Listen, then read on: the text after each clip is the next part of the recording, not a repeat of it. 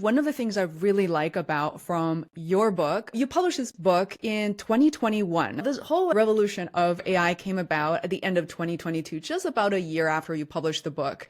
And I feel like, maybe you're seeing your own writing, your book with a new lens. I wonder if you have been in interesting conversations around. I know House Space is a kind of yours and you're speaking there very soon. So could you talk about how this has been transformed because of AI?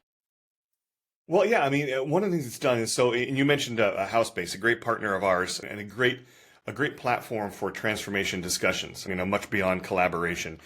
And one of the things I love that house base has always been and increasingly AI powered. And what that means is, if we think about a conversation we just want to have, if you and I want to have this conversation right now, the two of us, we have plenty of time and space in which to have it and explore what we want to explore. But let's say we want to have this conversation with another 20 or 200 or 2,000 or 20,000 people. How do we have that and make it a conversation? We know that conversation groups are limited physically. But with a technology like HouseSpace, we can ask questions and we can let the AI bubble up in an intelligible way, not just keywords. Here's the biggest keyword, like, oh, people want to know a lot about the, and or. That's useful. It actually bubbles up. Here's the sentiments. Here's the thoughts. Here's what people are asking. And it's intelligent enough to take all that conversation and say, this is the heart of it, as opposed to mathematical formula. This is the most commonly appearing words. And so I think that when I think about what's been done with my book is all about the human aspect of transformation, which is pretty much all of transformation. The processes and systems and the technology always follow, or maybe they lead, but it's the humans that either make it work or thwart it and keep it from working.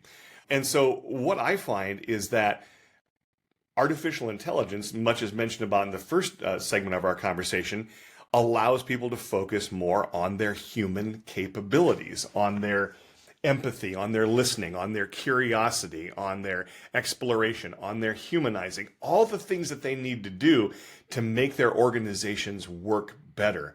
And so I'm incredibly hopeful that AI is going to take away tasks that before required a lot of mental effort that don't require near as much mental effort now. And we can focus on the mental and the physical and the spiritual effort, if you will, of connecting with each other and building trust and building collaboration to be able to move much more quickly.